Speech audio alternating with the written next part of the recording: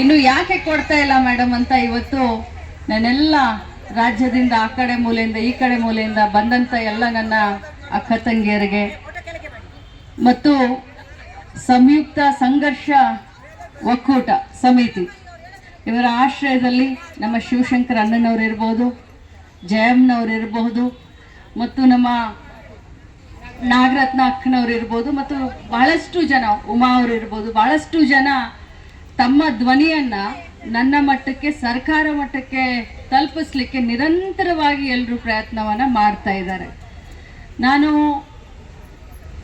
ಇವತ್ತಿಗೆ ಈ ವರ್ಷಕ್ಕೆ ಅಂಗನವಾಡಿಗಳು ಪ್ರಾರಂಭವಾಗಿ 50 ವರ್ಷ ಆಯಿತು. ಸುವರ್ಣ ಮಹೋತ್ಸವವನ್ನು ನಾವು ಆಚರಣೆ ನವೆಂಬರ್ 19ರಂದು ದಿವಂಗತ ಶ್ರೀಮತಿ ಇಂದಿರಾ ಗಾಂಧೀಜಿಯವರು ಅಂಗನವಾಡಿಯವ್ರನ್ನ ಮಾಡಿದ್ರು.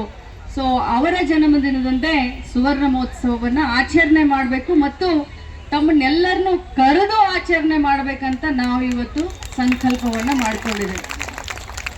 ಕೆಲವು ಅಧಿಕಾರಿಗಳ ಅಚಾತುರ್ಯದಿಂದ ನಿನ್ನೆ ಸುಮಾರು ಹೊತ್ತು ನಾನು ಶಿವಶಂಕರನ್ ಅಣ್ಣನವರ ಜೊತೆ ನಾನು ಕೂತ್ಕೊಂಡು ಮಾತನಾಡಿದೆ.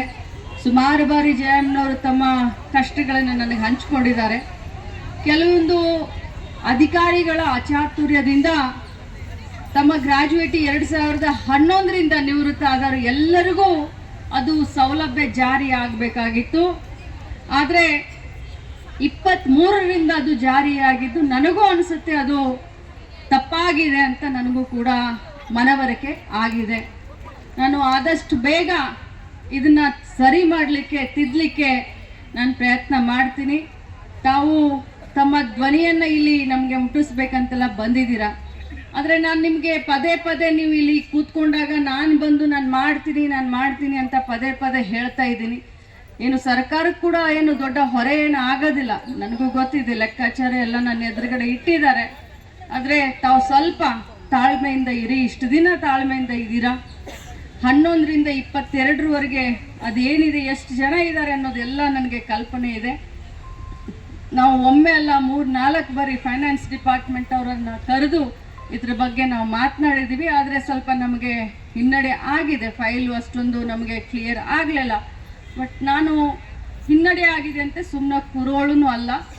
ಮತ್ತೆ ಈ ಕಾರ್ಯಕ್ರಮವನ್ನು ಮುಗಿಸ್ಕೊಂಡ ತಕ್ಷಣ ನಾನು ಒಮ್ಮೆ ಇಲ್ಲಿ ಭಾಷೆ ಕೊಟ್ಟಿದ್ದೆ, ನಿನ್ನೆ ನನಗೆ ನೆನಪು ಮಾಡಿದ್ರು. CM ಅವ್ರ ಹತ್ರ ಒಂದು ಟೈಮ್ ತಗೊಳ್ತೀನಿ ಅಂತ ಹೇಳಿದ್ರಿ ಮೇಡಮ್ ಅಂತ.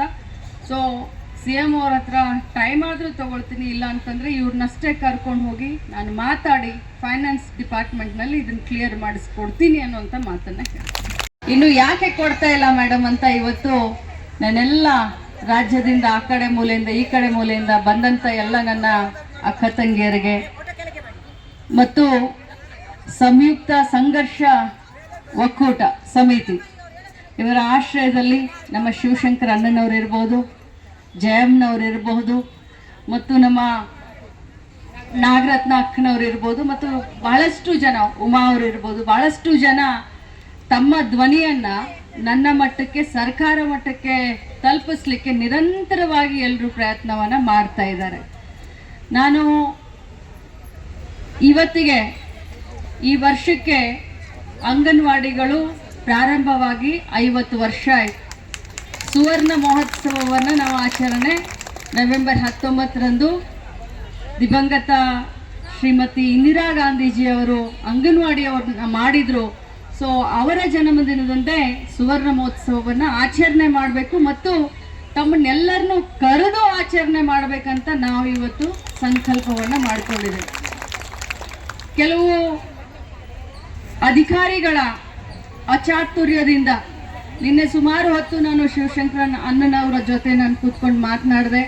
ಸುಮಾರು ಬಾರಿ ಜಯಮ್ಮನವರು ತಮ್ಮ ಕಷ್ಟಗಳನ್ನು ನನಗೆ ಹಂಚಿಕೊಂಡಿದ್ದಾರೆ.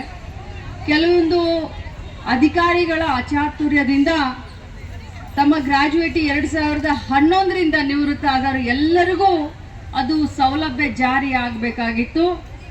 ಆದರೆ 23ರಿಂದ ಅದು ಜಾರಿಯಾಗಿದ್ದು ನನಗೂ ಅನಿಸುತ್ತೆ ಅದು ತಪ್ಪಾಗಿದೆ ಅಂತ ನನಗೂ ಕೂಡ ಮನವರಿಕೆ ಆಗಿದೆ. ನಾನು ಆದಷ್ಟು ಬೇಗ ಇದನ್ನ ಸರಿ ಮಾಡಲಿಕ್ಕೆ, ತಿದ್ದಲಿಕ್ಕೆ ನಾನು ಪ್ರಯತ್ನ ಮಾಡ್ತೀನಿ.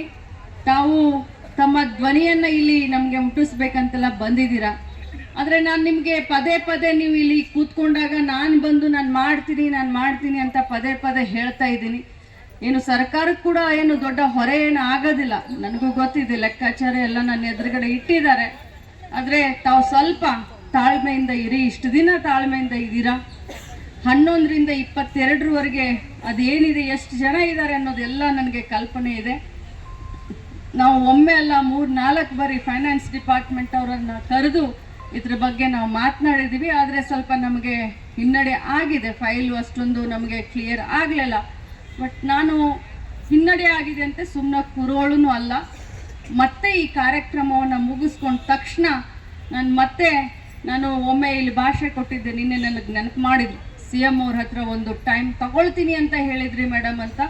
ಸೊ CM ಅವ್ರ ಹತ್ರ ಟೈಮ್ ಆದರೂ ತಗೊಳ್ತೀನಿ, ಇಲ್ಲ ಅಂತಂದರೆ ಇವ್ರನ್ನಷ್ಟೇ ಕರ್ಕೊಂಡು ಹೋಗಿ ನಾನು ಮಾತಾಡಿ ಫೈನಾನ್ಸ್ ಡಿಪಾರ್ಟ್ಮೆಂಟ್ನಲ್ಲಿ ಇದನ್ನು ಕ್ಲಿಯರ್ ಮಾಡಿಸ್ಕೊಡ್ತೀನಿ ಅನ್ನೋಂಥ ಮಾತನ್ನು ಹೇಳ್ತೀನಿ. ಹೆಚ್ಚಿನ ವಿಡಿಯೋಗಳಿಗೆ ಪ್ರತಿಧ್ವನಿ ಯೂಟ್ಯೂಬ್ ಚಾನೆಲ್ ಸಬ್ಸ್ಕ್ರೈಬ್ ಮಾಡಿ, ಬೆಲ್ ಐಕಾನ್ ಕ್ಲಿಕ್ ಮಾಡಿ.